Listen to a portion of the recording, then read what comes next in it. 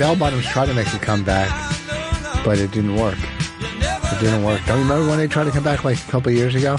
Well, they're sort of... Wide legs are sort of still in for ladies. Yeah, but I mean, they used to have big elephant bells. I remember, like, I wanted a pair so bad, and I cried and cried, and my mother would give me elephant bells when I was young. Wait, you were 18 and you were crying? Not 18, when I was young in school. I don't know if I was crying, but I wanted elephant bells so bad. Anyhow, we are live. My Wife Hates Me, Sirius XM, Sirius 206, XM 103. Give us a call. 866-969-1969. You're Rich Voss. And you're Don't you say that? I'm Rich Voss, and you're Bonnie McFarlane. Yeah, and then we're married. We're married. Like maybe people don't know everything about us. We have a lot of new listeners all the time. This is called My Wife Hates Me. I'm the wife. And I hate you. We're live, and we're drive time in L.A. 4 to 6. 7 to 9 Eastern Standard Time. I'm going to throw out a couple plugs real quick. I got to get my plugs out throughout the show. Get your plugs in. Okay, real quick. This Friday and Saturday, I'll be at the Black Box Theater, Boca Raton. Friday, Boca Saturday. Raton? Yeah, and, you know. Or is it Boca Raton? Boca Raton. And also this weekend, Bobby Kelly's in West Palm, which I guess is like 40 minutes away. Anyhow, Friday and Saturday, I'm at the Black Box. Come see me one night, go see Bobby one night. Okay, that's this weekend. Next Friday, the 20th, I'm at the Ramada at the Clark Summit, outside of Scranton, Clark Summit, PA, the Ramada. The 21st, Carmine's Comedy Club in Poughkeepsie. The 19th, Maxwell's in Hoboken. The 19th, Thursday, Maxwell's in Hoboken. And I got a great gig coming up. May 26th and 27th, I'm in Cabo, St. Lucas for 2 nights. Isn't it Cabo? Cabo. Did you say Cabo? Cabo. It's Cabo. All right. And also, too, if you're going to buy something at Amazon, just go to amazon.richvoss.com. Bookmark it. Help us out. If you're going to Amazon, amazon.richvoss.com. Have you gotten any checks from this yet? What's that? Have you gotten any checks from this yet? No, I don't know. We probably won't make anything. But if people help us out. I'm just curious. It goes towards our podcast that we've been, I think we're completely bankrupt over our podcast that we do week in and week out. Which we keep thinking like something's good's gonna come out of this. We're gonna get sponsors or something. We get nothing. We do the podcast from our house. The podcast My Wife Hates Me is from our house. The radio show My Wife Hates Me is this right now. 2 different venues, same people.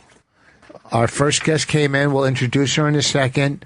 And she brought a young man who we don't know, but we are going to. He's got luggage, so something's going on. We pat everybody down that comes in here that we don't know.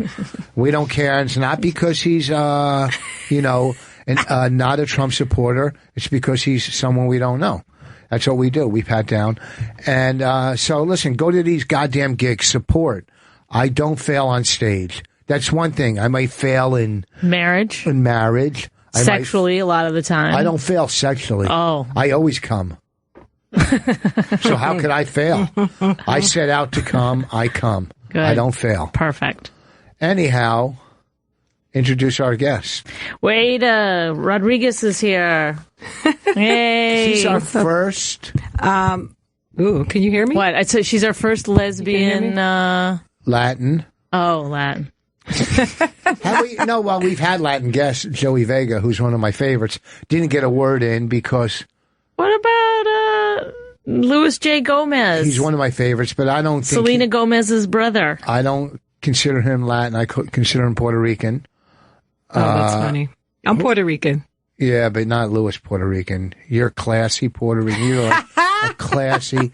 Louis is. You know what I mean. Like, I'm a Jew. I'm not like your typical Jew. I'm like a fucked up Jew. You're like Dan Natterman is on one side. He's a Jew. And then you're down on the other side. Yeah, I'm like if you look at me, you go. Oh, Dan Natterman is like baby John Lovitz. Yeah. To me, right? Maybe because of baby John Lovitz. Yeah, so he's like your typical, like Natterman, like if the Aryan Brotherhood or the Klan were at target practice, You know, and they shoot like, you know, targets, and one target's a black guy and one's like a Jew rabbi. It would be Natterman's face. Okay. Me, I'm street. You know, you look at me, you go, oh. You think, yeah. I saw you on First Amendment. Yes, you are street. Oh, that was on First Amendment? Yeah. Yes. God, I didn't. That's. Let me explain. What was that? Was that the one where you called someone ashy? Yeah, let me explain that show, because they edited it out. Okay, I'm doing the show. And I've done so many Who's urban hosting shows. the show? What network is it on? It's Martin Lawrence Presents. It was on Stars. Yeah. I don't remember who the host was. It could have been J. Anthony Brown. No, I don't was even remember. Was it Deion Cole at that time? Who was it? Deion Cole. I don't remember. Could have been. Mm-hmm. So I've done tons of urban. I did the Apollo 3 or 4 times, BET about 4 times, Def Jam. As everybody knows, I was the first white comic on Def Jam. You can only hold a white man down so long, and then I broke the barrier. Def Jam was going for 5 years. It was their #1 show on HBO. And when they used a white guy, I knew it was going to be me because I was friends with Tina and Bob Sumners. Anyhow, so I'm doing First Amendment. It's in D.C. They tape in D.C. If you've got a better story, by the way, 866-969-1969. No, you answer the story. I'm going to tell the story. It'll be real quick. So you're going to finish, and then we'll see if someone else has a better story. Go ahead. Okay, about them. So I'm taping First Amendment, and it's an urban audience, but D.C. urban audience is tougher than New York urban. I don't know why. It's just New York urban audience is, and an urban audience. Like tell that story about where people weren't allowed to boo. Oh, do you want me to tell that too? Yeah. Oh, I got some good ones. Okay. Urban audiences, and here's real quick. If an urban audience likes you, they love you.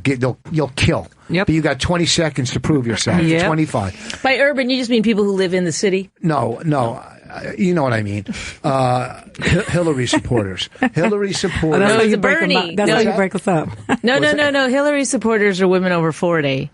Black people are not going for Bernie Sanders. Yes, they are. No. I'm a Jew. They're not going for him. A lot of them are, though, because he let the Black Lives Matter girl, and now all these pictures of him have surfaced with him and civil rights movement pictures. Like, they got people he wasn't even born when these people were alive, and they have, the picture with Martin Luther King. Yeah. When they were voting, the day they were voting, I was in Harlem, and there was Bernie people everywhere. Really? Well, Jews were the #1 supporters of the civil rights movement. The Jews started the NAACP because the Jews knew if blacks were ever extinguished, they were next. Okay. That's true. They are the 2 most hated groups in the country. I've talked about this a million times. If you're a racist, you're anti-Semitic. It goes hand in hand. Mm-hmm. It goes hand in hand. You've talked about it a million times. Yes. So I'll get back to the story. So I'm on stage in D.C., and it's going okay. I don't think I'm killing her bomb. It's going okay. Mm-hmm. And some lady in the back is but I wanted you to talk about first, before you get into this story, about how you were doing some show where they weren't allowed to boo. I'll do that. That's Def Jam. I'll do that. Yeah, so just tell that story first, quick. Okay, so I'm doing Def Jam. When I'm on Def Jam, well, first, I was nerve-wracking because I was the first white comic. They taped all week long. I think you're not telling the right story, but because this was just like a little, like... The quick one, or do you want me to tell the whole Def Jam story? It'll take a second, and it's really a good story. Okay. The year I was on it, they had celebrity guest hosts. Martin Lawrence host. They had Chappelle. They had Chris Rock. Mm-hmm. Jamie Foxx. Steve Harvey hosting mine. So they tape all week long in New York. All the comics are in New York taping. Say 5 a show. 10. There's 40 comics in New York plus all the celebrity hosts. So they're taping all week long. I'm on the last show, so I hear who's doing well all week, who's not. You know what I mean? Right. So it's nerve-wracking. I'm the first white guy. I'm on the last show, okay, and I'm going second to last. Mm-hmm. I'm a fucking mess. I'm a wreck. I go there in my clothes. Russell says, they go, Russell wants you to wear Fat Farm. So now I got to wear, I got to look fucking streetier than I was. So I wear that. So anyhow, I went to one of the tapings, like maybe on the Wednesday. And so Guy Torrey was doing the warm-ups. And he came out and he said, listen, this is not the Apollo. We don't boo. This is HBO. There's no fucking booing here. That's not what we do here. Right. So they start the show, and this comic comes out, and he starts off. First of all, he's wearing like an all gold suit. He looks like a real estate salesman, like a watered down Steve Harvey, but not, and the suit, right? If you're not dressed right, a black audience will turn on you.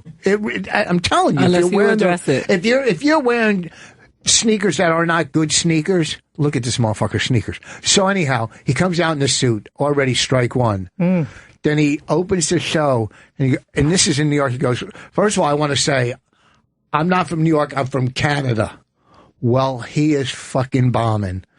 And when a black audience can't boo you... Black audiences hate Canada. A lot of people don't realize that. But when you don't mention Canada in front of a black audience. He's bombing so bad. When a black audience can't boo you... Never. All you heard throughout the crowd was, Because they could have... They could have... So all you heard was, child, And it was fucking...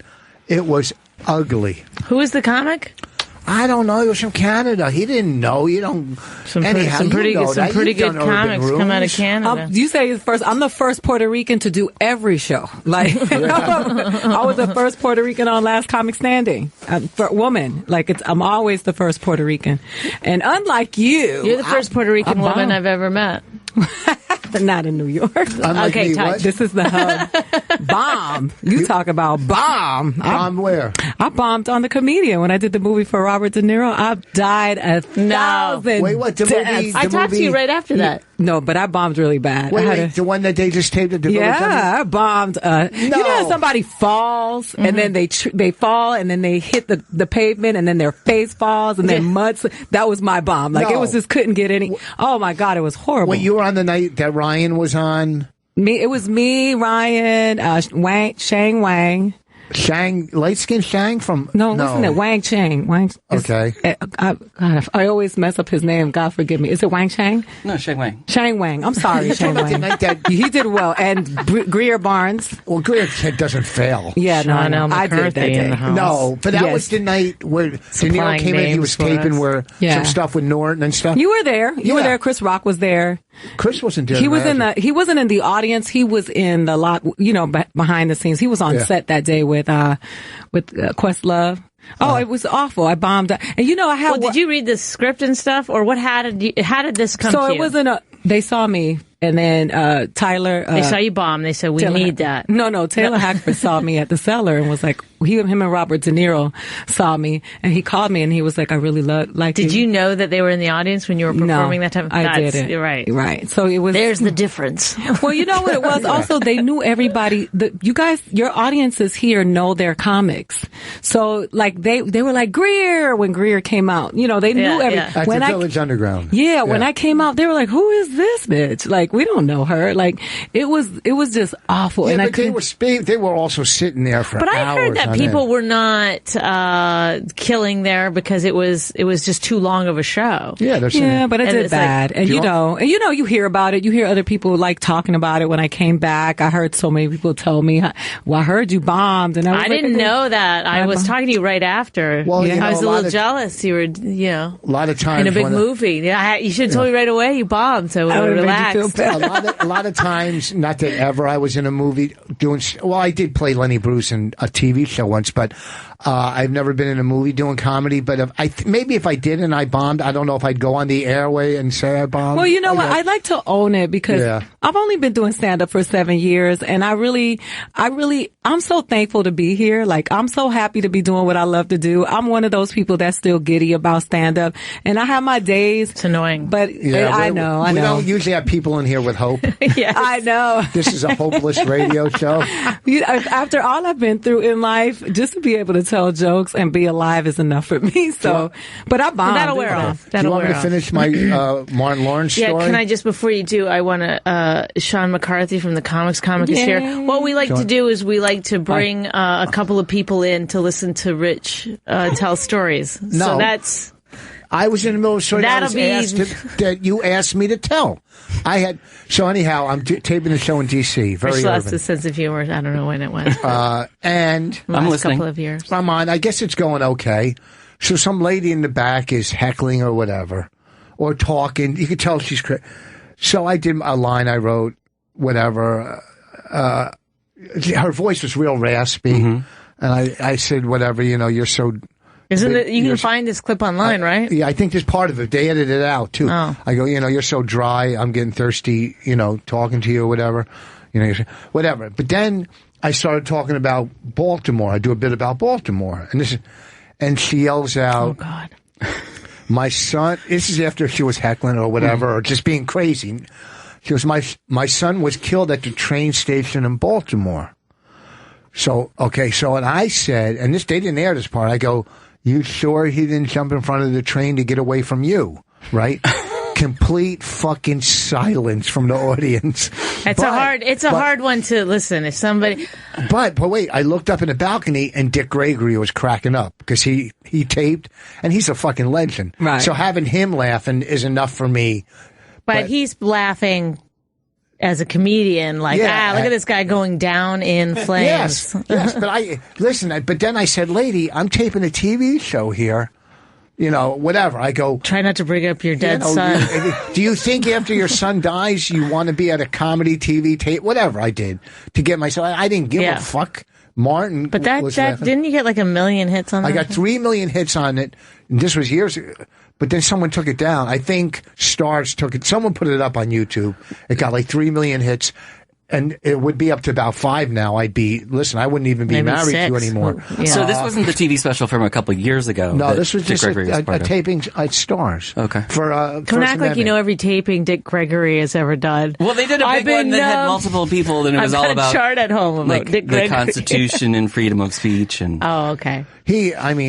The fact that he was there laughing, it kind of made you feel good. Like when I was in studio here once and I made a big celebrity laugh. When you make a celebrity laugh, I don't give a fuck what he's laughing at. You feel good because they've made you laugh throughout throughout time. You know what I'm saying? Yeah. That's why I hurt so much when I bombed because I felt like I let Bobby down. Well, see, that's a girl thing, though, I think, because I feel like I'm always like, even when I headline somewhere, I want to do well to not let the owner, they went ahead and booked me. I don't want to let them down. And then I went and I did one of the worst clubs ever to do, following it. So I was just it was one of those weekends where I binged on Law and Order, and I was like, wait, you were on Law and Order? No, I was watching it in the hotel, and I was like, I think I'm going to quit and become a detective. You'd make a good detective. What club was the club after? I'll tell you, but I won't just tell me what town.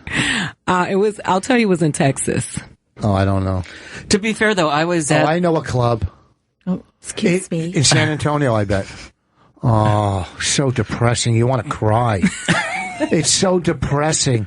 It's so, and the other club, the size of a fucking mall, they do no advertisement whatsoever. They got fucking curtains that look like Diana Ross's wardrobe. It's fucking horrible. And then the other place, I got to the other place years ago. I don't know if I'm conjuring up Diana Ross's wardrobe. It's all glittery. Okay. It's all glittery, okay? Sure. All right, keep with the program. We got urban. I was like, is it flowing, flowery? I wasn't sure. Diana Ross used to wear sparkles. Sparkles, baby. Yeah. Okay, she was the queen. Trying to help out our millennial listeners here. So whatever. The original Beyonce. And let me tell you, this is not her trashing the club. It's me trashing.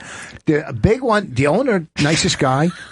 They just don't Ada advertise. Rodriguez just gave me the thumbs up sign. She loved the club. And then when I got to the club she was at, I got there and they go, "You're in a condo." I go, "Oh no." And let me tell you don't even get Wi-Fi in this condo. I think there's blood stains. I'm telling you, I've stayed in. I was a crack addict, and I was more comfortable in some crack houses than this. Well, when you're a crack addict, I suppose it's easier. Well, looking back, Rich and Bonnie, I want to say something to defend Ada here because I was at the Village Underground Comedy Cellar earlier that night because they had a separate crowd earlier where they were filming a scene with Bobby D, and then they were supposed to do a full comedy show after that at 10 o'clock. I stuck around and it was 12:31 and they hadn't even sat the crowd yet for your show. Right. So that was an audience that was already standing outside in the cold for several hours. Yeah, it was. On a weeknight. So you're basically saying that audience was a tough audience because they had to wait outside. You're not saying, "Hey, you didn't bomb." Well, I didn't even stick around. So, I didn't witness it. No, I mean, I take my L's. It wasn't. Yeah, but you didn't get any. You got some. No. When I admitted that I was bombing, I did. Oh God, that's what I would do. I was very sophomoric. I got angry. I turned on the audience. I told them, perhaps if I would have been a stereotypical woman of color and I would have gone on stage and did some stupid jokes, they would have laughed. I said, you didn't think I could read? I went in. I was so hurt. Oh, that's what happens to me. I'm so immature about it. I can't. Then I hate myself after because I'm like, some dude's going to come up and talk about his balls in a minute. Just wait for it. I don't get it because I don't have to go through that. I always pull it out. Because I think what happens, honestly, and I've seen this with gentlemen who've been doing it a long time, they don't read it as a bomb anymore. Something happens. They stop processing really what's going on in the audience. Oh, wait, didn't I recently have a tough set somewhere? Nope. No, wait, I did recently. You did?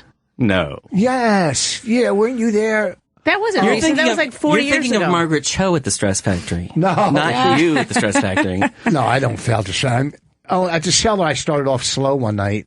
With my first two jokes didn't get a laugh. Then I pulled it out. No, somewhere you were at because you never... No, that was at it was like an alt show in Brooklyn, and yeah, you didn't do well at all, and you went and sat in the car while I did my set. We were together forever. It was literally the highlight of our marriage for me. You've never really seen me bomb in Levy. But I didn't want to tell you this. You were speaking too low into the mic. They really just couldn't hear you. But we were in. I didn't tell you that until just now. Who is this old fella? Mm-hmm. Mumbling. He was trying to be cool. I always say to him when he goes on certain shows, he tries to be too cool. No, I'm cool. But we were in L.A. Hey guys. Then he'll try to be cool. He goes, looks like Diana Ross's vagina in here. No, we were in L.A. and she thought I was bombing, and she started getting on her phone. It's completely. In case you didn't know what I was talking about. She thought I was bombing in L.A. at a. I was embarrassed. That time I was like, oh God, because I don't think we were married yet, and I wasn't sure my friends accepted you. You were calling friends. I was texting people like he's bombing. And it's then happening. I didn't bomb. And then you pulled it out, and they loved you. What club was that? It was one of her alt clubs. I don't remember. But I bombed. I did bomb one night in L.A. They used to run a show at some... And don't say one of my alt clubs. I don't own them. All I know is I followed Lisa Lambanelli one night in L.A. at one of those wild Tuesday night rooms. You wouldn't remember the name. I don't know. I fucking bombed. I have no idea what he's talking about. I don't know if he does. It was just some one-nighter in fucking L.A. that was real famous. And fucking... Was that the Jay Davis film? Yes. The Parlor? The killing you with kindness. What's this? The Jay Davis. Jay Davis. Yeah. Right. His room. The Parlor? The Parlor on Mondays. Are you a comedian from L.A.? Yeah. Oh, shit. Come on, Mike. It was upstairs. Come on, you can come on that mic there. It was upstairs. Approach the mic. It looked like a barn or something. Nice and slow, hands in the air. Okay. What's your name? Sean was getting all nervous. Chinadu. Huh? Chinadu. Oh, from L.A. Yeah. That's Chinadu. I thought you were the other Chinadu. This is great. Where are you originally from? L.A.? Yeah, I'm from Los Angeles. I'm Nigerian though. You're not. Yeah, but I mean, does Michael Blackson know you're out? Michael Blackson, he's not Nigerian. He's not? So what he play? Doesn't he play Nigerian? He's a different country. I don't know which one it is, though. He's not Nigerian. Godfrey's Nigerian, though. Yeah, Godfrey. Yeah. Yeah, Godfrey's Nigerian. So... Is Michael Blackson's not Nigerian? Who? Michael Blackson? Nah. I know he's from Philly, but I don't know where... Yeah, it's close. I just see black. I don't break it down. She doesn't break it down. Okay, so we have two comics. This is a very versatile group we have tonight.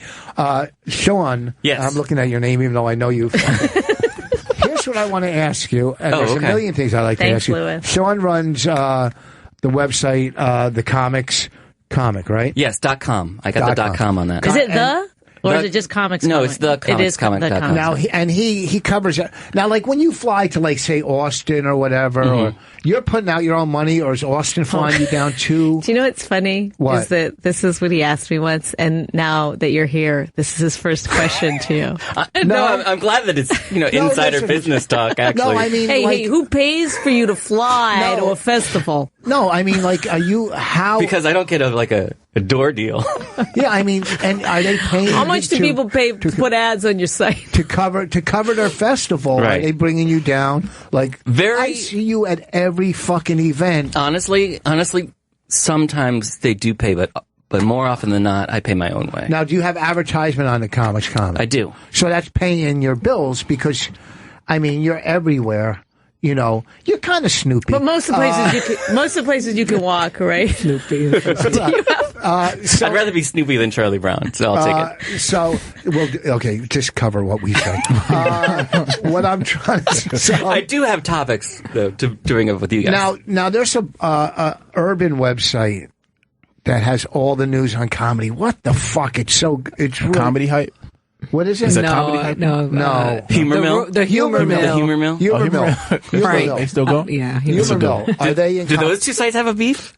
No. Humor Mill is pretty big, right? I mean, do they? What, the Humor Mill? I never heard of it. That's a real thing? Yeah, it's urban comedy. It tells you what's going. It's a great name. It basically tells you what Cedric and Mike Epps are up to, and Kevin Hart. what Kevin Hart, Cedric, and Mike Epps are doing. It does have a limited range of topics. Sean, you never carry a camera around, though, right? You never get like paparazzi photos happening. No, I have an iPhone. Oh, but do you take, like, if you see Louis come in with a girl and then do you speculate? The last time I did a paparazzi shot was when Jon Stewart showed up at the cellar right when he had announced. You're the kind of guy who would ask, right? It's okay, put this on my site. I love that he called Donald Trump a baby man. Who did? Jon Stewart. You know, he did an interview yesterday. Were you on the Nightly Show last night? I was. That's how I did my research. I just went to your Twitter. Oh, you did?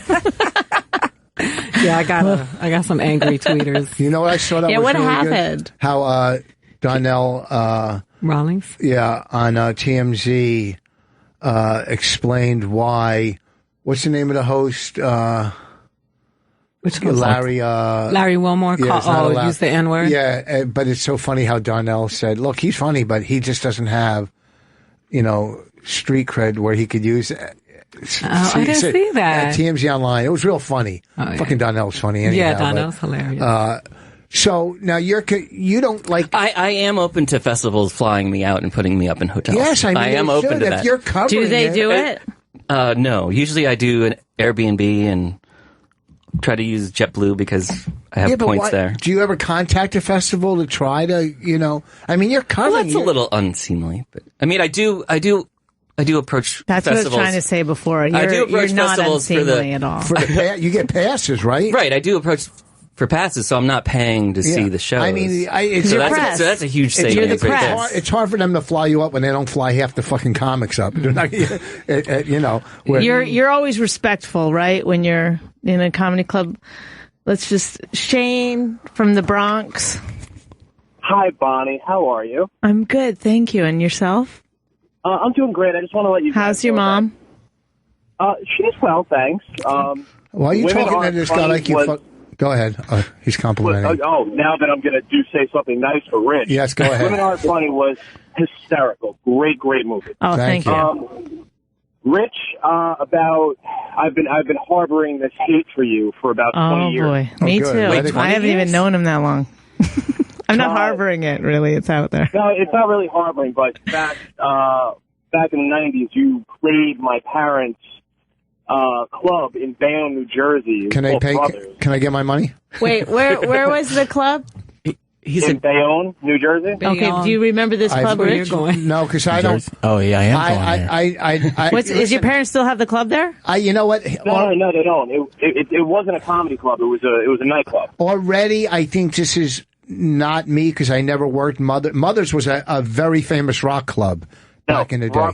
Brothers, you horse-toothed fuck. Look, listen. All right, mister. Look at you. Look at you and your stupid, fucked up family. Maybe if they would have fed me, I wouldn't have been disrespectful. Fuck you. Fuck your club, and I'm glad it closed. What happened? Tell me what happened.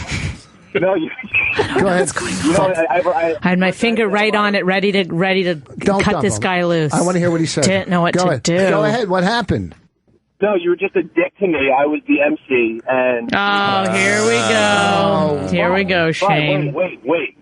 Then Later on, I saw you down in Seaside at a place called Portobello's, and you were fucking phenomenal, and you've been killing it ever since. So he's always good at mushroom places. Okay, but here's the thing: did I bomb at your mom's brothers? It doesn't matter. And here's you killed. Okay, the reason he doesn't like you is that you were being Rich Voss. You're just walking around in your own world. He probably came up and was like, "Hey, man, can I get some advice?" And you were like, "Leave me alone, fuckface," or whatever. Is that what I said or he said?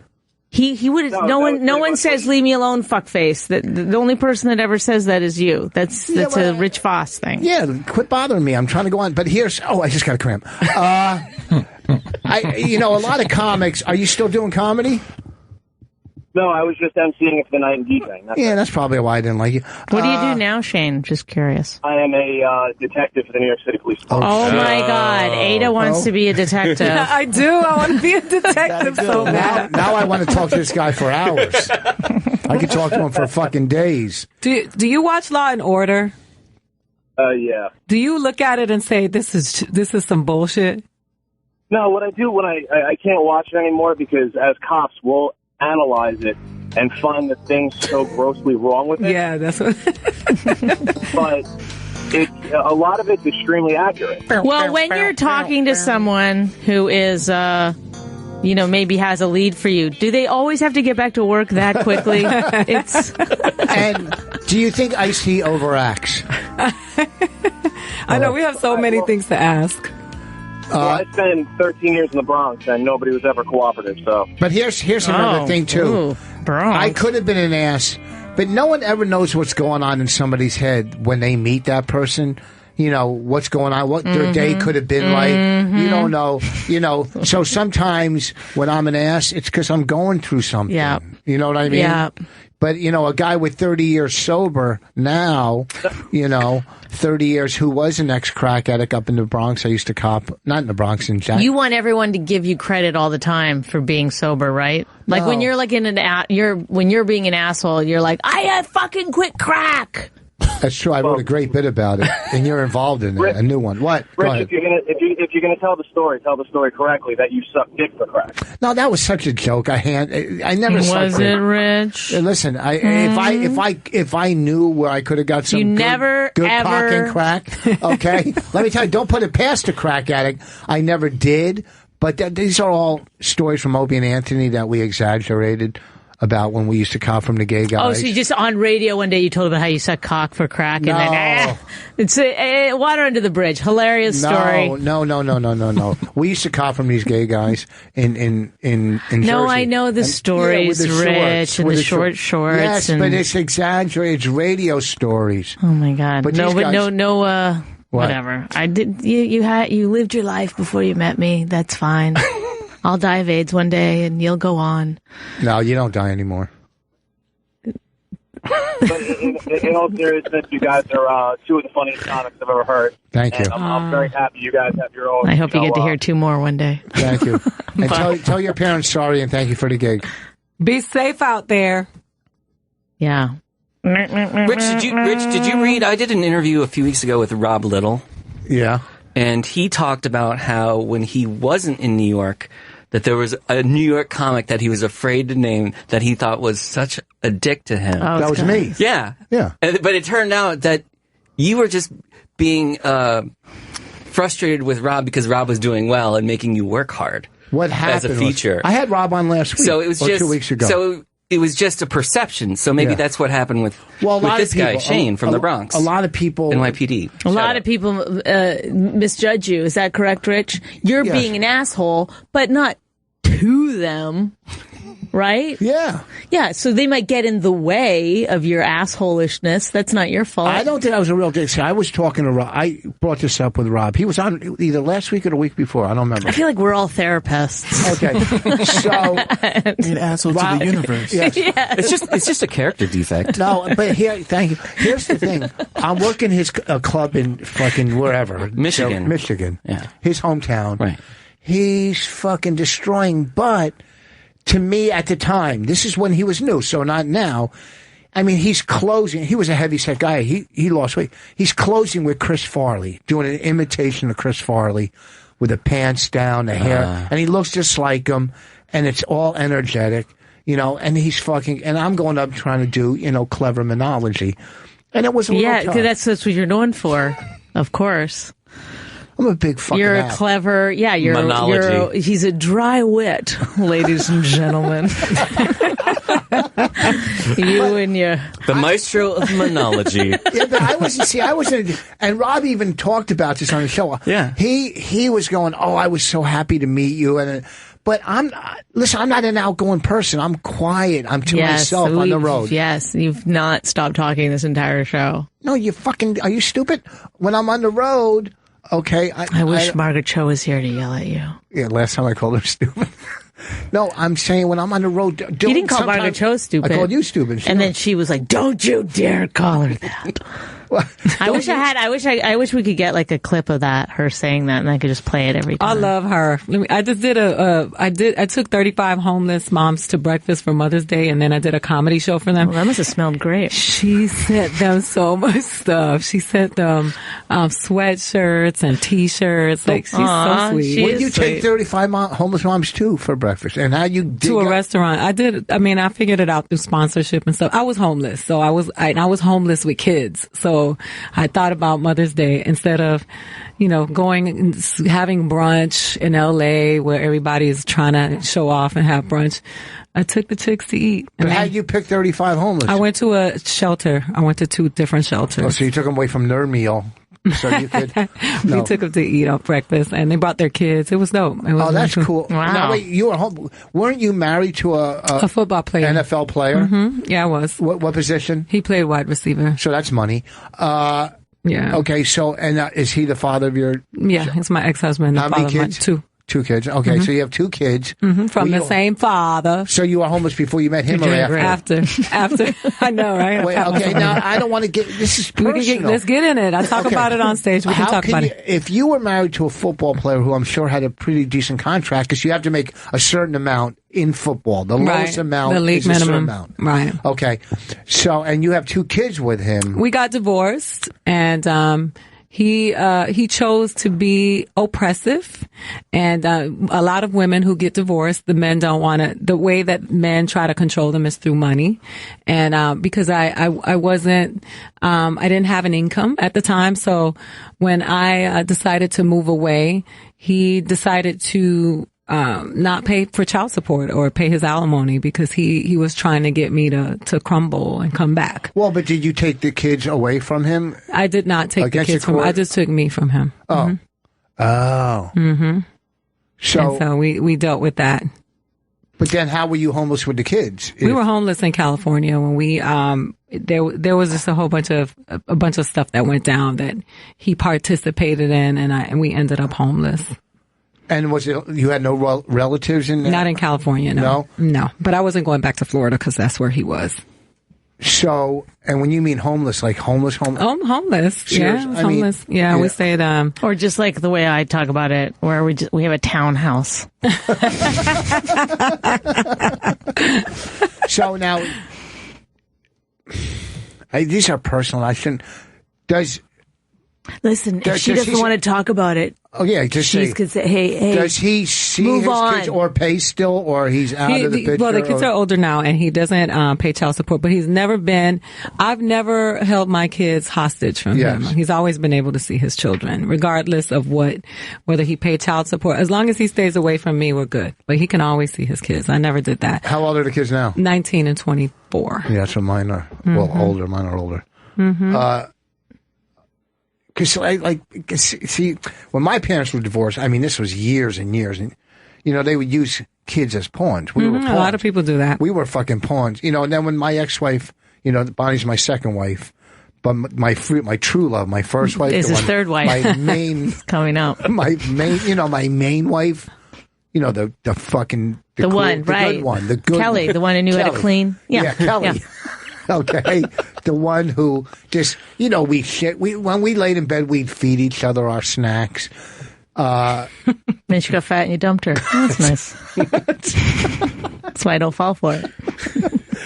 From all the mistakes you get from your parents, we learned that the kids. But for the record, first. Kelly's not fat. She's an amazing. I don't want her to hear this and think that I'm bad mouthing her. I love her. I love her more than you do. I think that's the truth. Where do your kids live now? My daughter, they both live in LA. They live with me. But my daughter's getting ready to go away to school. And my son just graduated from school and now he's about to go back to school. He's going to go to SC's film school. Hold on, real quick. You live in L.A. or New York? I think back and forth. I live both places. I go back and forth. From homeless to fucking New York and L.A. That's a pretty big. That's still homeless. One day I'm going to be bi-coastal as soon as I figure out my next meal. And Sean's writing a story in his head right now. Yeah, Sean. I'm actually working on a different story that involves mothers and pregnant comedians. Oh, yeah. Because Ali Wong. Last night I watched both Ali Wong's new Netflix special. Well, she's like 11 or something months pregnant now. I don't know. 7 months. I don't remember anymore. But then there was also last week, Kira Sultanovich put out one on Amazon where she was 7 months pregnant. Oh my God. Man. Battle of the Pregnant Ladies. Boom, boom. From Mother's Day. And Bobby Kelly put out one. Yeah, I mean, I think pregnancy should be hidden. That's how I feel. I think it should be magical. No one should know about it. I feel like pregnancy is a time to be demure.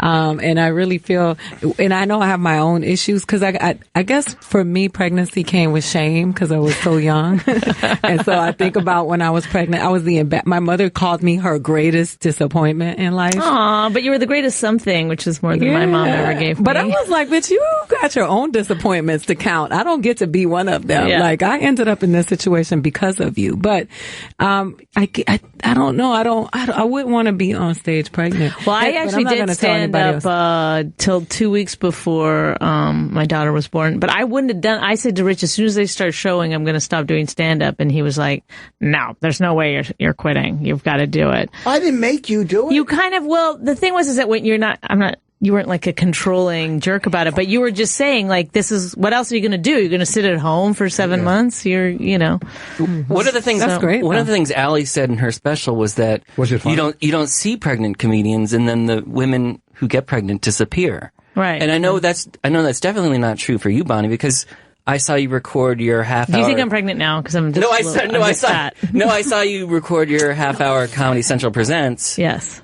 Oh, I was after. Yes, right I was after 3 weeks after I had Raina. Rich was in the back with the stroller. Yeah, and I was like breastfeeding in the. So you didn't disappear at all. In fact, you came back and did a half hour. Going, yeah. But I did that because honestly, I had to get my insurance.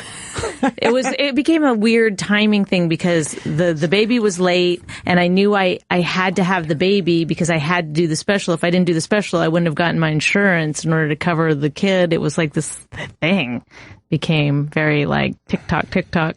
So do you feel like it's a real issue for women in comedy other than all the other issues for women in comedy? You know, when I was whether to have a baby? When I was doing stand-up pregnant, it actually, thank you for asking me these questions. Happy Mother's Day, by the way. Oh, nice. No, to both of you. I really felt like it finally gave me like the audience liked me finally. Do you know what I mean? Like I was like relatable to them because before that I was sort of this like LA comic doing like these weird jokes. It wasn't really like biographical or anything, and I think it was a little hard, especially in. Oh, I'm sorry. Oh, was I talking, Rich? No, you go ahead. You don't have a story about being pregnant? To jump in and overtalk everyone? Oh, I'm sorry. Make you feel like that. Funny, but you know what? I won't. I'm not criticizing them for doing it. I was just speaking for myself. But we were watching a little bit. I suckered you into that conversation. No, because I was watching it a little bit, and she was irreverent. She was bold, and she was, fearless. And I was like, I wish I could do that.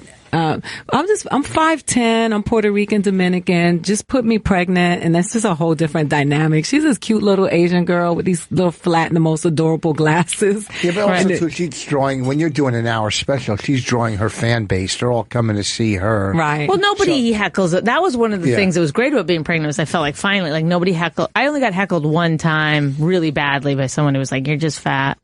And when I was pregnant. But otherwise I never got heckled. Everyone everyone was really friendly and nice. I remember thinking, like, this is the way to do it. Yeah. It feels good. They're a little bit gentler with you. Body armor. What brings you to New York? Like, I'm doing a festival. Yeah, the Laughing Devil Festival. And then I ran into Ida. She tweeted that she was going to be here, so I hit her up. Cool. And then she had me dragging my luggage around. So you know him from L.A. Yeah. You ever go to that show that the roast battle? Yeah, I've been there. I've judged a couple of those. That's a fucking wild night. Have you done? It's very wild. Yeah. They don't let me do it because they think I'm going to fight if I do. So really? That's hilarious. Yeah. Isn't that what you got in trouble for in the nightly show last night? Was that the thing? No, I got in trouble for the nightly show because I wasn't black enough. Just trying to start a riot. No, because they said on the nightly show they were talking about race and where we've come to with race, and they were like, there was not one white person on the panel. How could you honestly talk about race? They were talking about Obama's speech at Howard. Okay. But what I said was that I thought that we've come a long way because my grandmother came here from Puerto Rico and she was hosed and chased by dogs and she had to just tolerate it. And I said, if that happened to me, I could beat somebody's ass. So I would say we have made progress, and people just said that I was inciting violence and that I was being, an instigator, but I actually agree with them. 8. Do light-skinned lives matter? I think all lives matter. I can think of some people that don't. I'm still amazed that you said there's a lot of African-American supporters for Bernie Sanders, that they got to be young kids. Can you stop talking politics, honestly? Here's the millennials. Why? Because everyone talks politics, and it's like, I'm sick of it, and also, not to be mean, but, you're dumb. And so I just feel like we should stay away from that topic. Are you a Trump supporter? No. Oh, okay. No, I'm a no supporter because I don't like any of them. Okay. I think they're all bad. No, Trump, no way. He does build good golf courses. That's the only thing he's good at. No, he knows how to make a golf course. Don't get me wrong. I played some of his courses, but it's ridiculous. A fucking businessman that I don't even think is a good businessman. Okay, thanks. Bill from Boston. Go ahead. We have callers. Hey. What do you want? Hi, how are you? I'm okay. Hi. So I've been going out with this girl for like 3 months.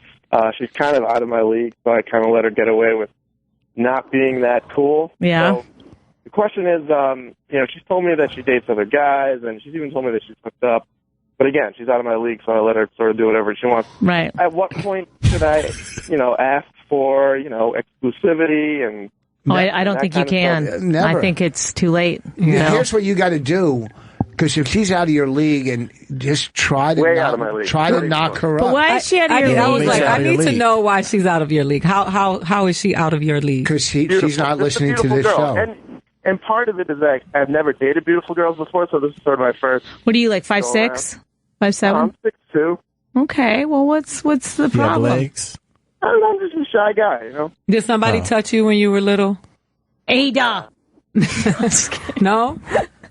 No, I just want to know, because 6'2" comes with a lot of confidence, no matter how you look. Not if you're an Indian guy. Oh, you're an Indian that's 6'2"? That means... What do you mean? What kind of Native American or East Indian? East Indian. The unattractive ones. What? Dark guys. Yeah. The kind we think of from 1800s, or... You say you're unattractive? I'm an average-looking Indian guy, which makes me a less than average. And when she says she's beautiful, do you mean she's white?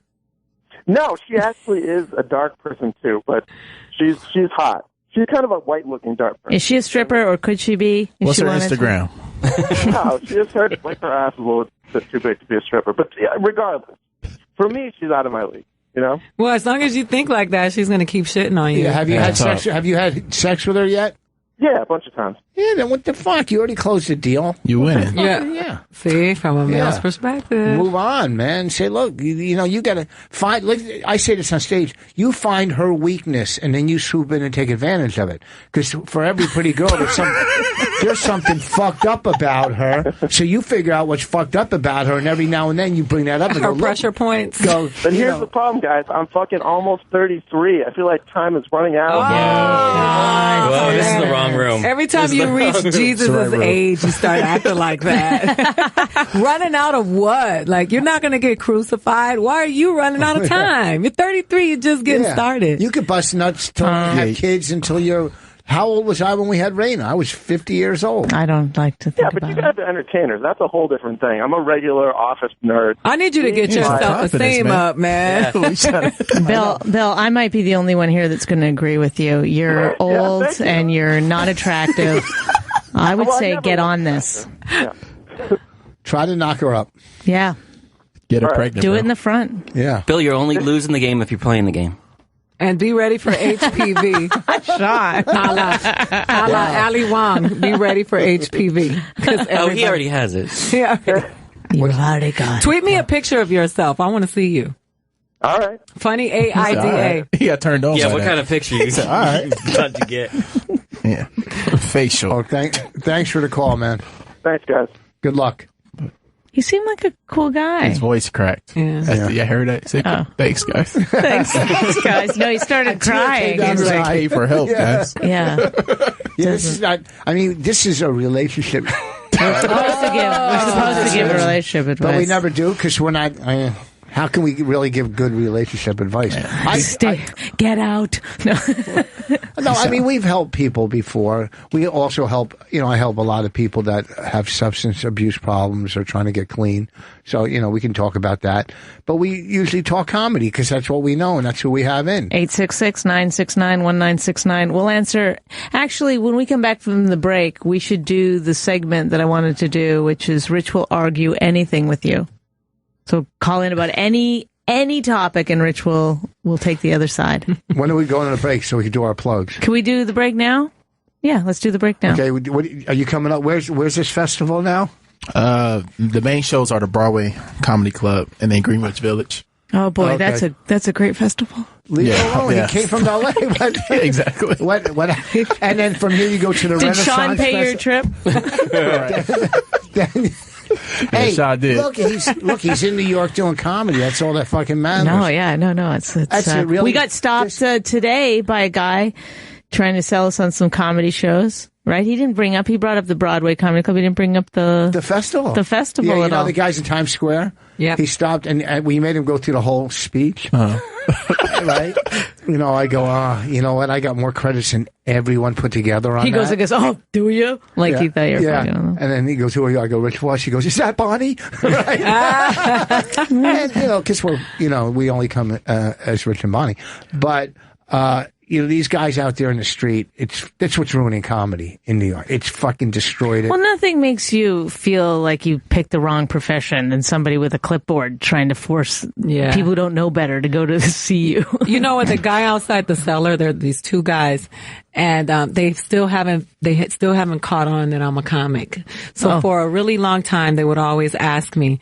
But now, when I walk by, one guy tells the other one, she never wants to sleep. She never wants to go to the show. He's just really, but don't they see you walk in every single, and like they don't ever assume. I don't know if it's ever happened where I've walked into a club like on the road, where they've been like, oh, you're the comedian. Yeah, they always try to seat me. I'm alone. Yeah. I'm a woman over 40 with a backpack. Like, put it together. Me too. You know what I mean? They never ever figure it out. They never direct me to the. I always feel bad for those Comedy Central scouts who are at every single show that they're booking. Oh, yeah. It's a Comedy Central showcase. I know. There's so many. Plug your website or whatever. My website, thecomicscomic.com, and I also have a podcast called The Comics Comic Presents Last Things First that both Bonnie and Ada have been on. Wow, that's fabulous. Any gigs coming up? It's funny. Well, yeah, I'm going to. I'm doing Broad Ripple at the end of June, and then I'm doing Denver Improv July 4th. That's the next time I'm on the road. So buy tickets now, please. Okay, so you're at the Comedy Cellar probably every weekend or something. Yeah, I've been at the Cellar. All right, cool. This Friday and Saturday, I'll be at the Black Box Theater, Boca Raton. This Friday and Saturday. Next Friday, the Ramada Clark Summit. Saturday, Carmine's Comedy Club, Poughkeepsie. The 19th, Maxwell's in Hoboken. Maxwell's in Hoboken, 19th, one night only. If you're going to buy something on Amazon, go to amazon.richvoss.com, amazon.richvoss.com. May 26th, 27th, Cabo St. Lucas. I'll be performing at some fucking resort there. Anyhow, we'll be right back. Go fuck yourselves. Rich picks all the music, everybody. I don't have anything to do with it. That's not because he's controlling, but he won't let me do it.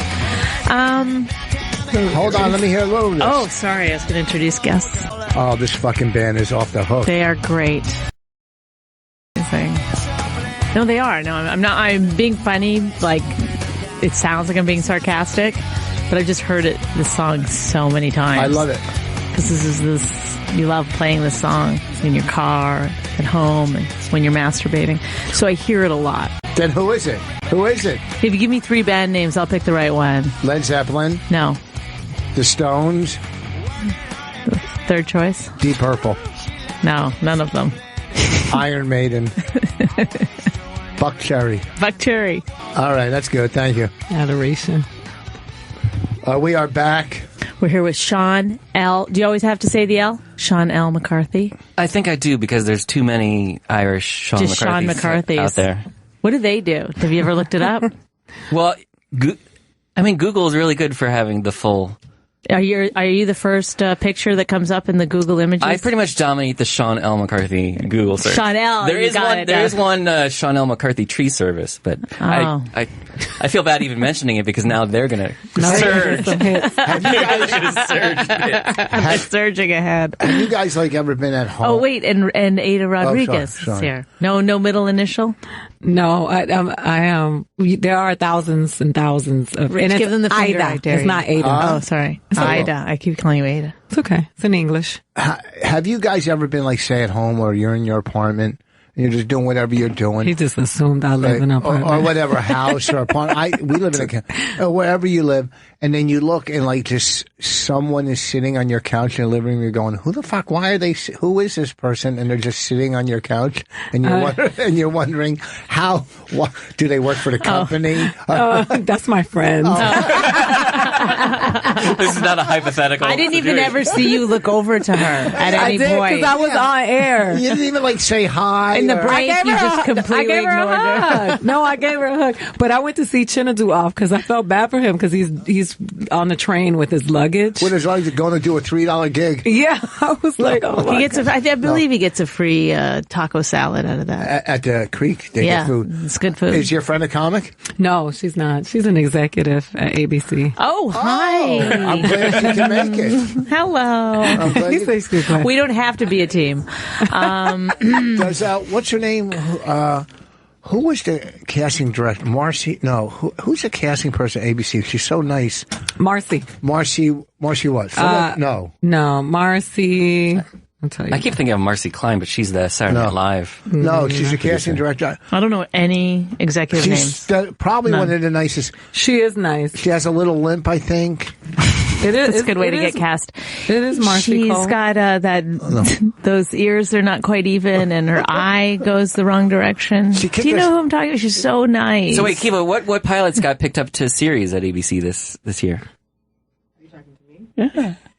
She's not on mic. And you know what? I just wanted to break some news. You know what's funny, Sean? We asked the fucking question. I like that he's asking some questions.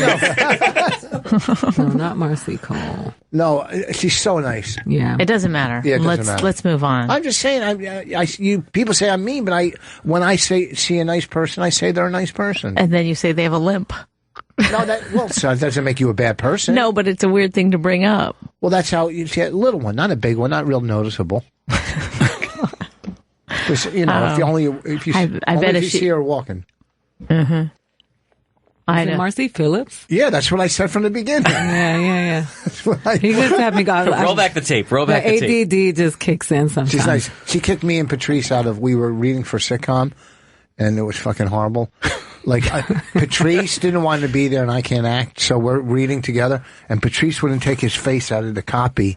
And I'm trying to, and she's yelling at me. I go, how the fuck can I connect with a guy that won't look at me? She goes, look, I'm done with you guys. Right? Oh, wow. I mean, because she knew us.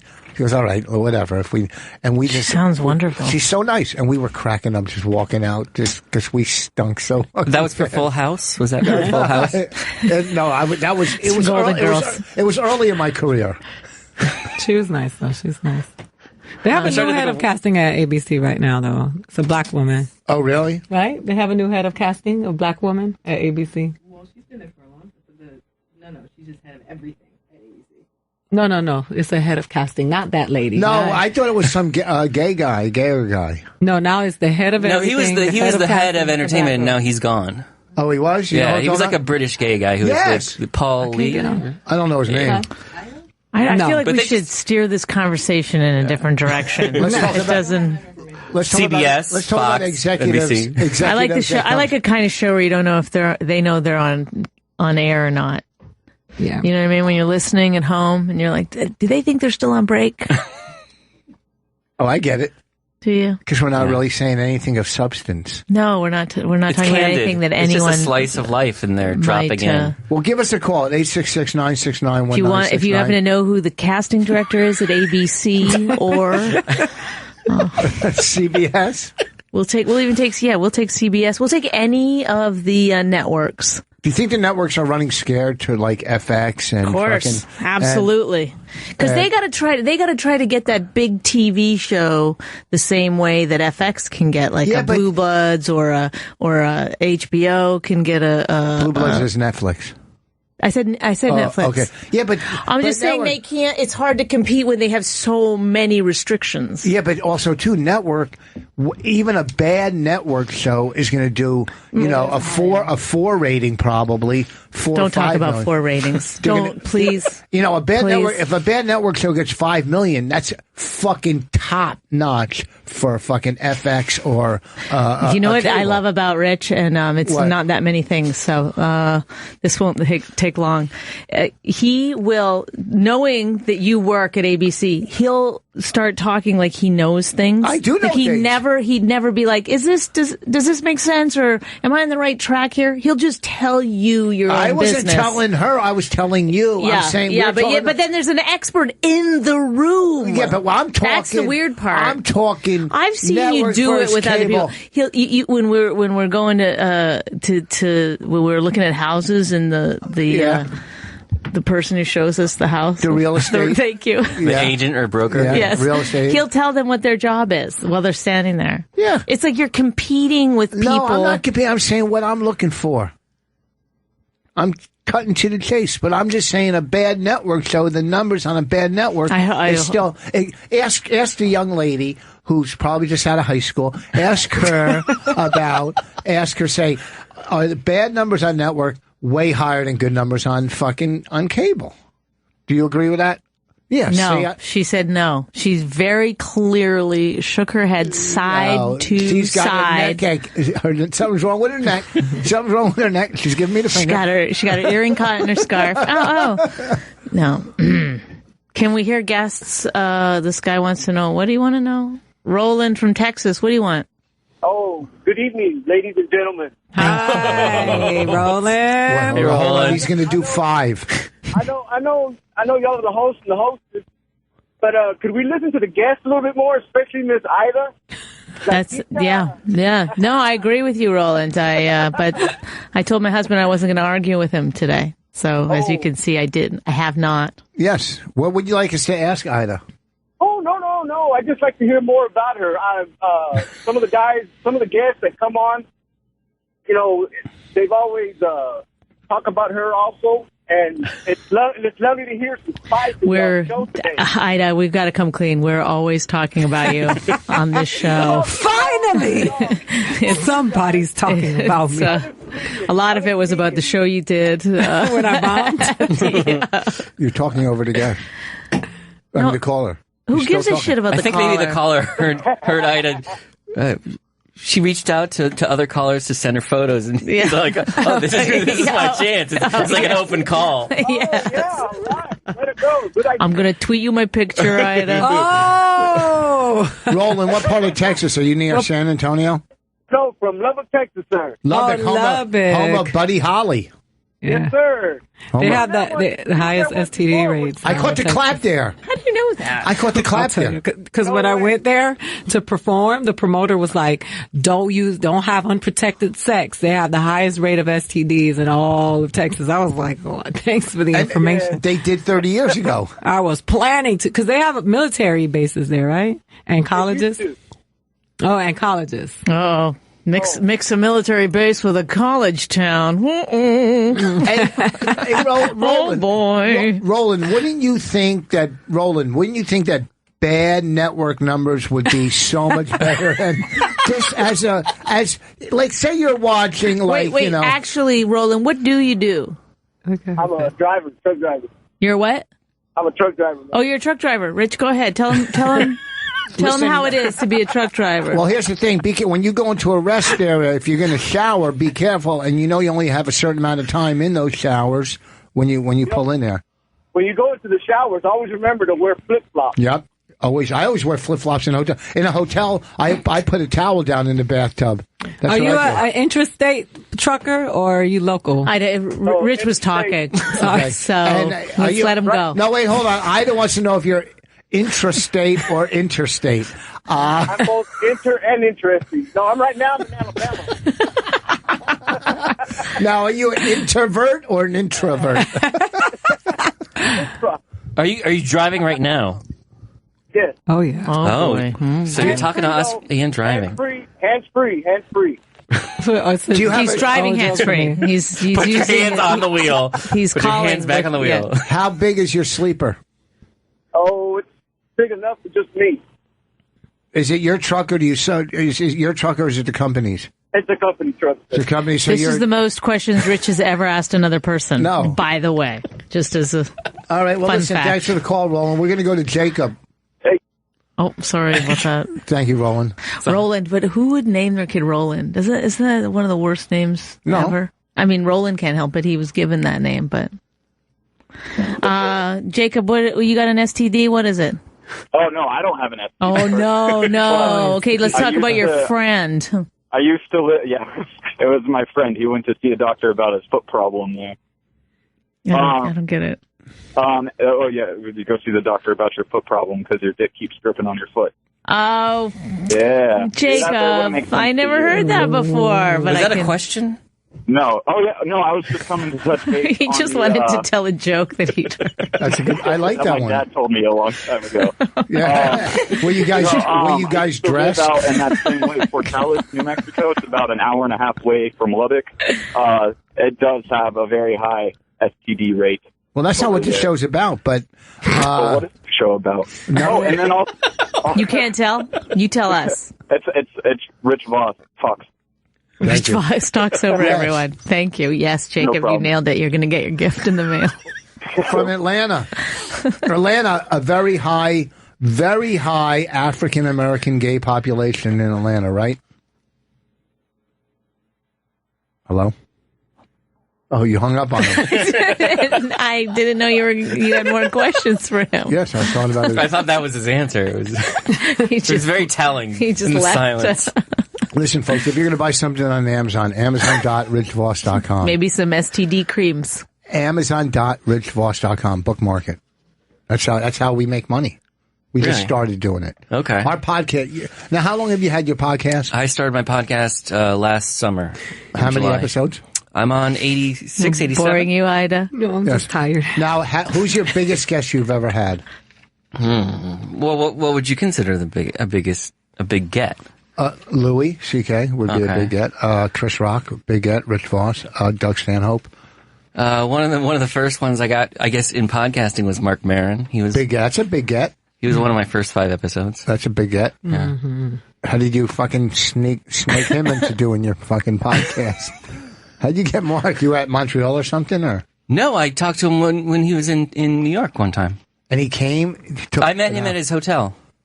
Wow, you got one of those traveling things? Yeah, I got a Zoom. We got one. We don't know how to work it. I've listened to your home version of the show. It's quite different. No, that's not on the Zoom. Our home version. We have a very fucking popular podcast. I hate to break the news to you. Do you hate to break it to him? Yes. It seems like you really were excited to say that. Yeah, we have a very popular podcast. My Wife Hates Me podcast. We do it without gas. That's not this. No, that's this is our unpopular radio show. We have an unpopular radio show here on Sirius, and then we have a popular podcast on Riotcast. On Riotcast. Or iTunes. In fact, if you're listening to our Riotcast podcast, stop. No. And start listening to a radio show. No. Listen to both. Where do you get the majority of your podcast listeners? Do they come through iTunes or from through Middle Earth? Stitcher, I don't know. Or... They're the weirdest fucking people in the world. What service are they using? Do you know? They use iTunes, Stitcher, and they go to Riotcast. Do you know which one gets the most? I don't know. We get about 15,000 downloads a week, which I don't think is that many. He sent me his picture. Oh my God. That's his picture. Wait, which one? Wait, didn't the woman who paid that get so much shit? Yes. That's the naked picture of Donald Trump.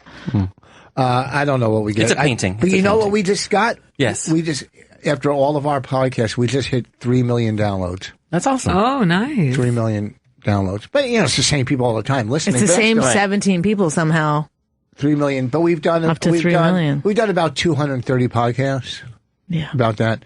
And we just sit in our living room. Do you do a podcast? Do you know how many fights that translates into, by the way? What's your podcast? It's called Truth Serum. Who's on it? Just you or? I have different guests every week. Is there what, like, do you actually have, I mean, I know it's called Truth Serum, but then do you hold people's feet to the fire on that? We go hard. Yeah, we go hard. I'm actually moving it. I left the place where I was because the guy that ran the network lacked integrity. I'll just leave it at that. He was a little bit, a little douchey.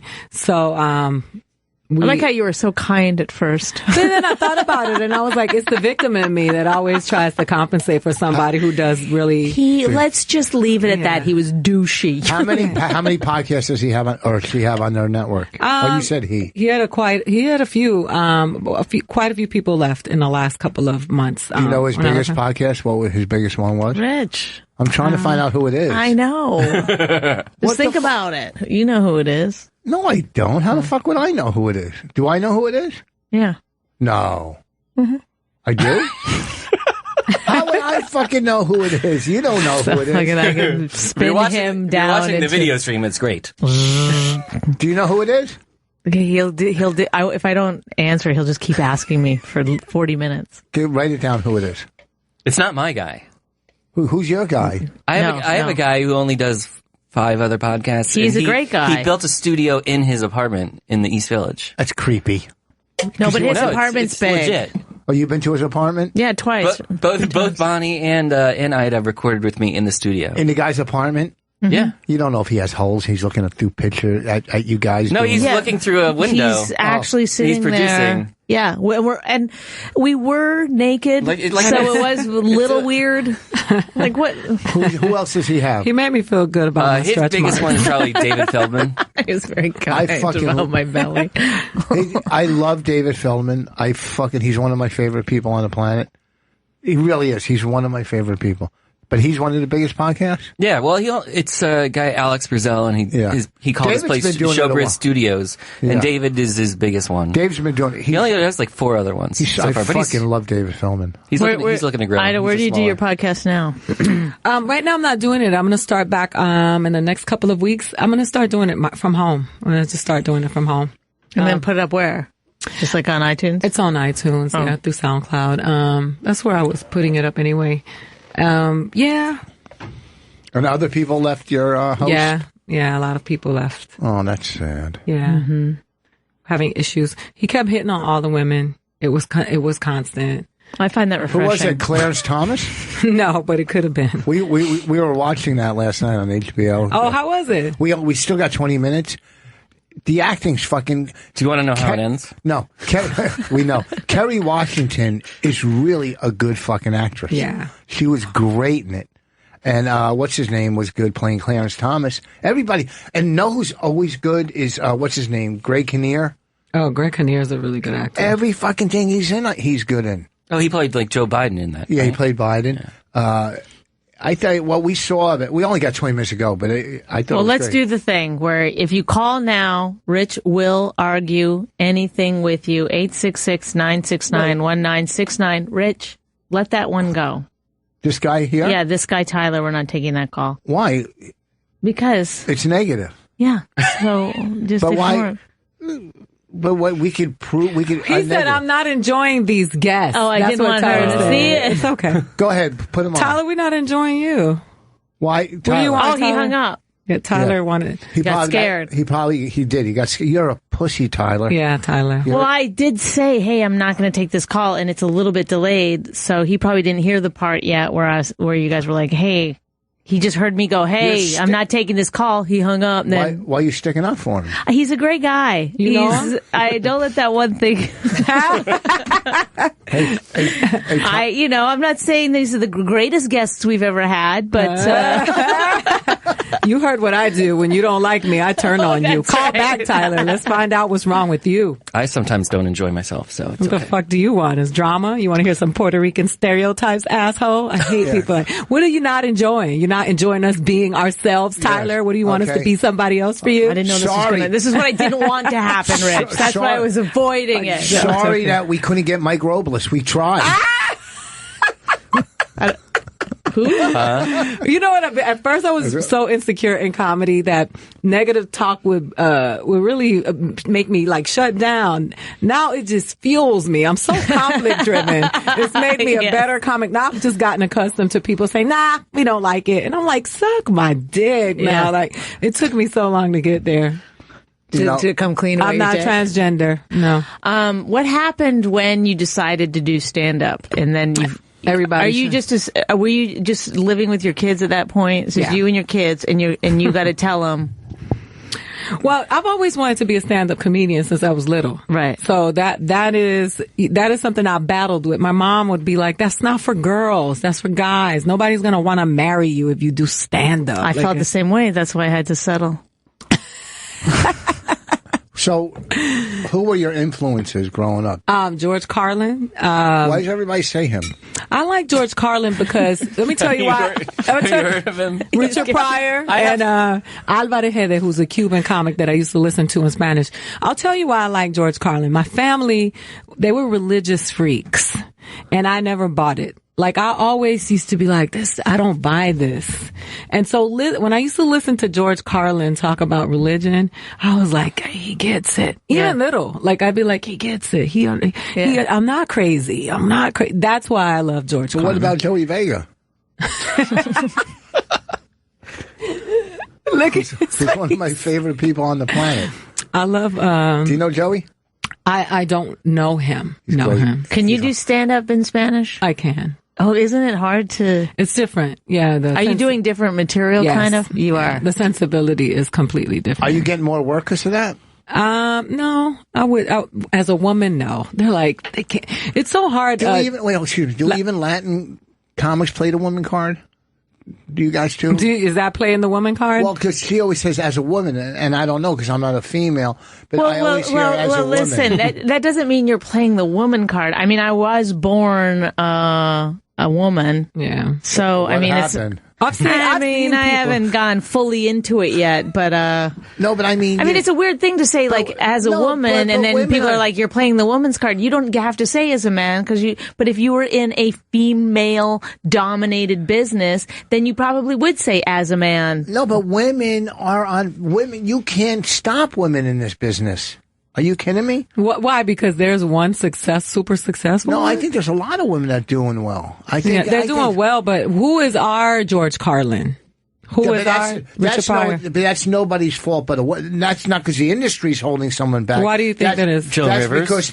Because women aren't good enough? No, that's because their creativity is different than a Pryor or Carlin. No, that's not true. That's not true. The reason that there's not a female Carlin or a Pryor is because women cannot, at this point, still stand on stage and preach to an audience. The audience won't allow it. Oh, really? So, yes, 100%. 100%. That's not true. What about Joan Rivers? And I think she's fantastic, but she's still not a Richard Pryor or George Carlin in terms of. I think she's as good, of course. But she's a joke. That's the women that make it are joke tellers usually, and they're short jokes and they're good jokes because that's how they can get an audience to like them fast. But just to go up on stage and stand around and just start talking about things you believe in. Well, and you don't think Janine does that? Yes, Janine does do that, and she's the closest thing I think that we have to that, and she's fantastic. Yeah. I 100% agree. But I've seen audiences not buy into it either. Okay, there's a lot of audiences didn't buy into Carlin. He was empty. People were flying out of the rooms. Okay, I mean, but I think there's a glass ceiling though for women. I don't think that the opportunities for women to become that force. I mean, I think that I like Kathleen Madigan. I think she's funny. Yes. I listen to Laurie Kilmartin. I listen to a lot of women who I think are just as good as men in comedy. Maria Bamford is as Maria funny Bamford as is funny. Fantastic. She's great. Okay. But are they getting the opportunities to be a force like the men are getting? I don't think so. I don't know. I think nowadays with it's all, yes, Kathleen does theaters, Maria Bamford does theaters. So many of them are doing theaters. Yeah, but Kevin Hart does stadiums. Oh, but that's different. Why is it different? Why is it different? Dan because Cook when Kevin Hart's a movie star. Russell Peters is not doing he's doing stadiums because he has a draw, a Middle Eastern draw where he found his audience. Okay? It's not because, don't get me wrong, it's not because Russell Peters is a genius. I'm not saying anything against his comedy. It's not like he's some fucking Richard Pryor, but he found a Middle Eastern audience when there wasn't any other comics doing that.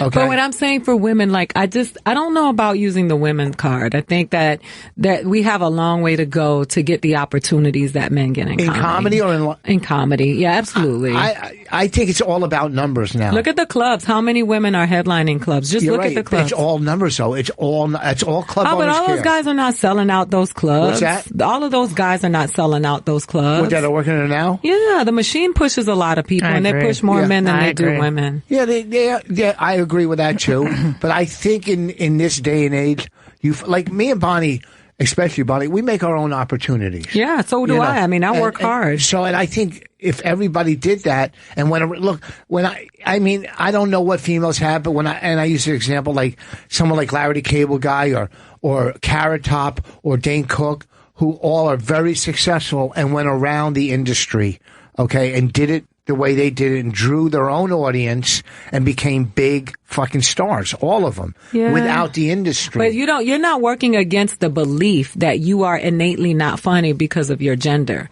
which is women have to dispel that in addition to put in the work. And when you look at the lineups at all the clubs, like in LA, I take pictures of them. Uh-huh. There's always just one woman on the lineup, if that one woman. And that's a common thing. So it's not the opportunities. And I don't think all those guys that go up versus that one woman are funnier than that one woman. Of course not. Or the funniest guys in the room. But I just think that they push, there's a certain, right? And comedy is so trendy. Like they push, right? When the Alti guys were in, the guys with the Converse talking about fucking cats with cancer. Here's a whole bunch of those guys. The dead baby in a dumpster comics. Yeah, like and people get mad at me. I get like these angry white guys tweeting me saying, that you saw when you posted my article about Last Comic Standing, because I said that I saw this guy get these spots, and every time he bombed, every single time, every club in LA. What from Last Comic Standing you're saying? No, I wrote an article saying that, I don't get the opportunities that these young white boys get in stand up. It just doesn't happen for me because, Comedy Central's demographic is this, and this is the demographic for this. And it's usually a young white male that's between 16 and 25. So I'm not going to get those opportunities. But what I'm saying is that they're not funnier than than some of these women. Some of these women are really funny. Yes. Everybody's not talking about the same shit that you think women are talking about. I've seen people walk by the club and see a woman headlining and say, it's a woman. Well, I do think things are changing. Yes, that's my husband. Am I getting spicy enough for you, Tyler? I think things are changing because I feel like recently, like when I go on, say, The Stand or something, people cheer when they know a woman's coming up, which never, and I've had people say like, oh, they're just cheering because you're a woman. It's like, hey, I've had a lot of years where I didn't have that. No, they're cheering because they know you. Well, I mean, that might be part of it too, but I mean, it feels fucking good. Yeah, they know you. You're on radio. To like be, you have a hit movie. You've done TV. You're a known comic. Yeah. So, I think it's tough as it is for you. It's to me, way tougher because I'm a male, white, who's older. So, I had a good run. So now I got to figure out. How many people do you see that look like me, that fit my description on television or doing stand-up? Look at the Comedy Central specials. Look at all the stuff that is, the other things that are, look, how many people look like me? I think, and how many people look like you? That I went into a network. Like me? I went into a network the other day, and it's like meeting with me, and they said, you know what? They said, all right, no more middle-aged white guys. The whole network is filled with middle-aged white guys, and I was like, well, good. Listen. Comedy Central won't use me for a thing. They go, no, he's a white guy who's whatever my age, or but yet they'll put on Larry Wilmore, who's probably as old as I am, or he definitely looks as old as me, or Steve, or when they had, Louis Black on, or Steve, they have old people, but they go, we won't use old people, but they have old, you know what I mean? It makes no sense. Well, I'm one of 3 Latin women that headlines nationally. Okay, so I'm one of 3.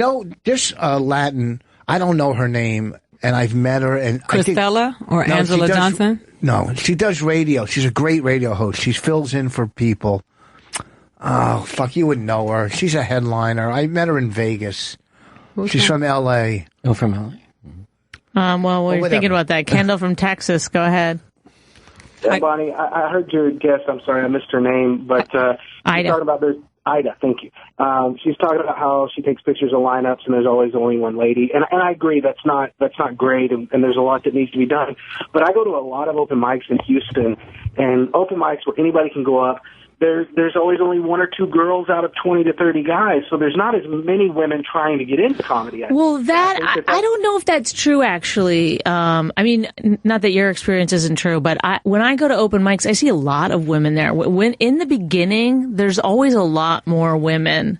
It's almost 50-50. In my experience, at the beginning of, when you go to open mics, when you see these bringer shows and stuff like that, there's certainly a lot more women. And somewhere along the way, I don't know why exactly, but the numbers really fall off. And when you get into headlining, and going around to the clubs, then the numbers are really scarce for the women. So I don't know if it's like they drop out because they don't like the way they get treated, or it's just not their thing, or it's... Yeah, I don't know why it is that way in Houston, but I can tell you, I can assure you that at the major open mics in a huge city, there's only 3 or 4 girls that go up at most out of 30 performers. But there's so many women in comedy that run comedy clubs. Look who books the Improvs is a lady. Mm-hmm. Okay, so there is a lot of women that are involved. Comedy Central, there's a lot of women over there that are doing the bookings. But I'm not saying that the sexism that takes place against women is just conducted by men. A lot of women are a lot harder on women as well. I know a couple of them in this fucking town.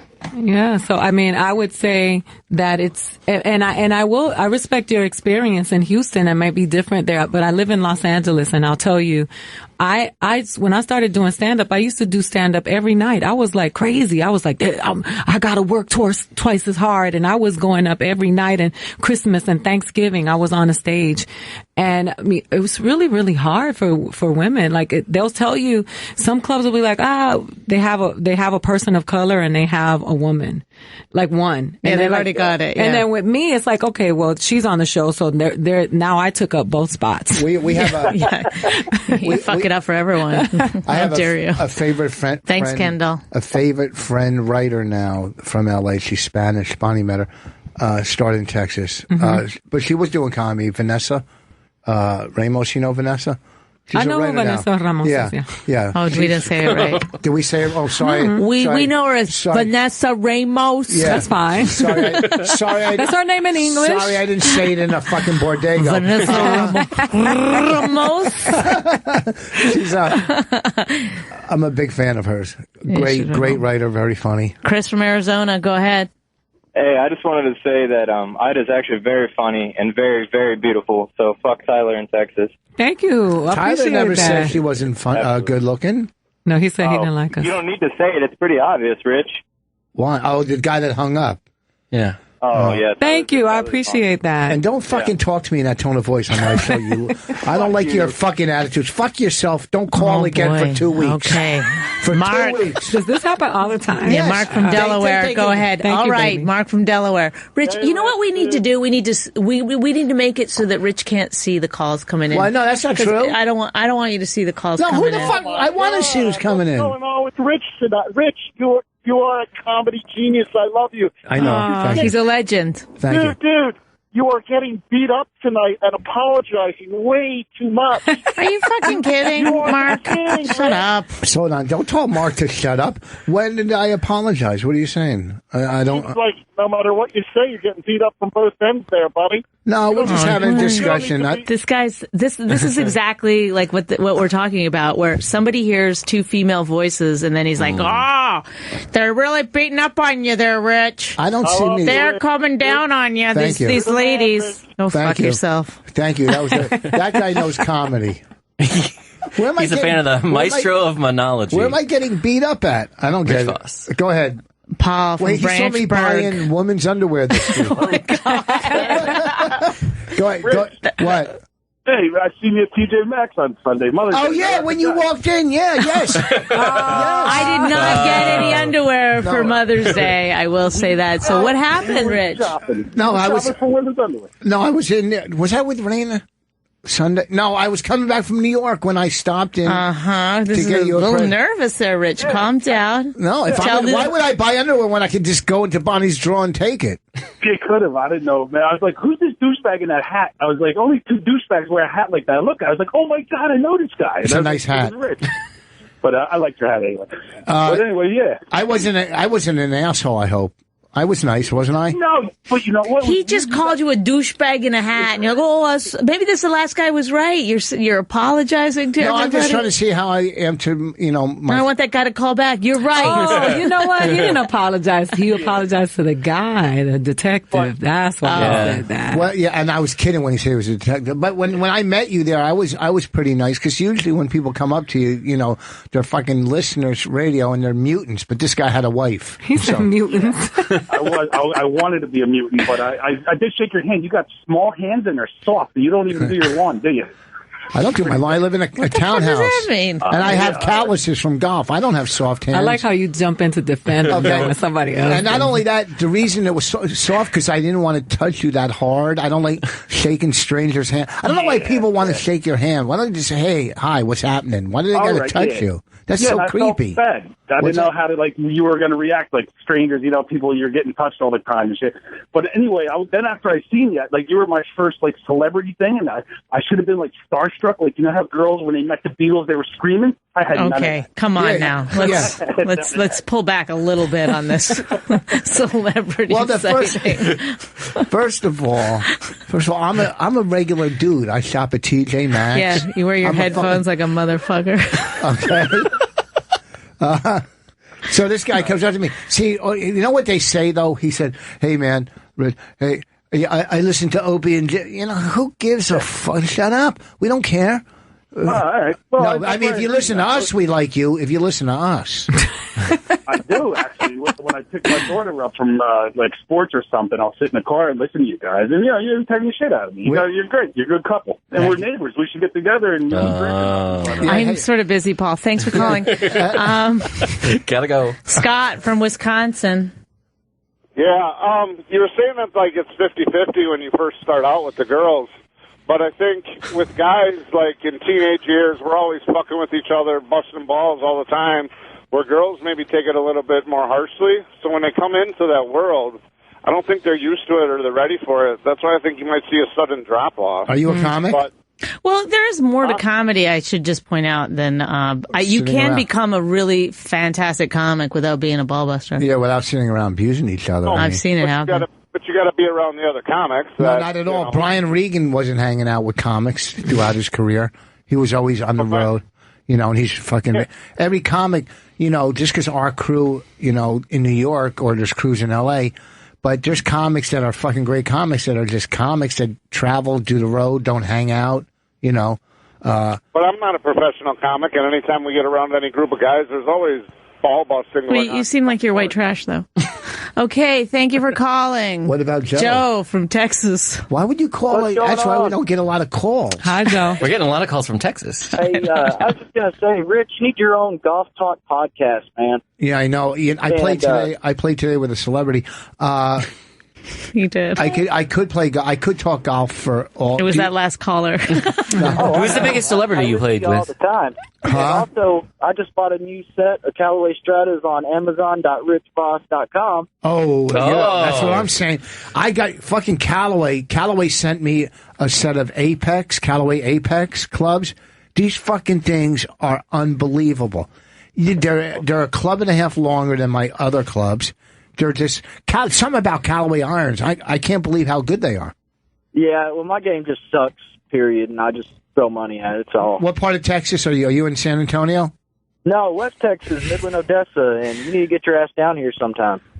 I don't know if there's a club in Odessa. Sounds sexual. There's a big venue called the Wagner Noel Performance Arts Center. Well, then you put a show together. You promote it. You get some people, and you promote it. Email me. I'll get a deposit. You sell the tickets. You promote it. I'll promote it, and then I'll come to Odessa. All right, Rich. Sounds good. And we'll play golf. Hey, Odessa's better. Nice. All right, buddy. Guys. Take care. Bye.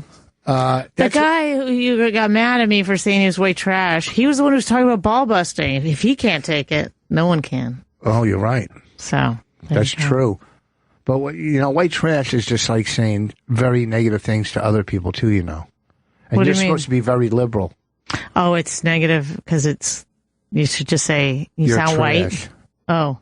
You're trash. Oh, you're just trash. You're trash. Regardless of what color you are. Because we don't see color here. Well, not on the radio. You don't. You can hear it though a lot of times. Yeah. You could tell Sean is from Cuba. Yeah. You can totally tell. Yes. Who do you like running for office? Yes. I wish Bloomberg decided to run. That's what I said before. He would have been a lot of people. You know what? Everybody hates him at one point, not now. We've got 3 minutes, by the way. Christie would have been okay because I want somebody moderate. I'm sick of the far left and the far right. Does everybody someone in the middle? In the mean middle? In the mean, I would have taken Bloomberg. I mean, there's still time. But not a lot, because it takes a lot of money just to get your name on the ballot. Well, if anybody's got it. But the ballot laws for a third party are... Look, they're very intricate. I actually wrote my college thesis on third-party politics. I didn't go to Okay, well, our political minute is up. Thank you, guys. Let's do some plugs, because we got a lot of plugs. Plug your website. thecomicscomic.com and my website, Last Things First, available on iTunes.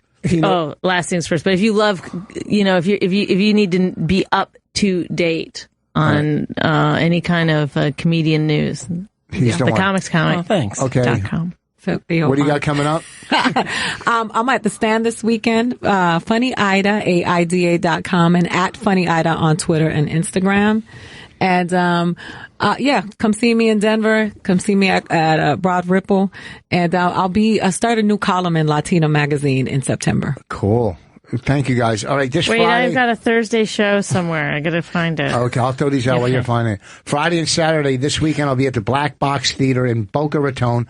Friday and Saturday. Next Friday, the 20th, the Ramada Clark Summit right outside of Scranton. The 21st, Carmine's Comedy Club in Poughkeepsie. The 19th, Thursday the 19th, Maxwell's in Hoboken. If you're buying something at Amazon, please go to amazon.richvoss.com. And the 26th and 27th of May, Cabo St. Lucas. Go to my website, richvoss.com. All the dates are up there. And like I said, amazon.richvoss.com. Support. Oh, I'm at the Dublin House, Thursday, May 19th. Where the fuck is that at? That's in Red Bank, New Jersey. Oh, that's cool. With Chris Covert and Ken Krantz. Oh man, your crew. My boyfriends. That's my New crew. My New Jersey boys. That's her crew. And I'm at the Cellar this Saturday at 12:40. And Bonnie's at the Stand this weekend, right? Yeah. We're working together. Oh, two girls on one show. 2 girls on one show. Things are really. They think of me as a dude, but that's great. And look, you guys, thanks for coming in. She's gonna supply the Puerto Rican. I'll supply the lady. And listen, folks, if you have any statistics on network versus cable numbers, tweet me. If you're a network executive or a cable executive, tweet me numbers, please. You're all great. You're all fantastic people for listening. Thank you. All right, go fuck yourself.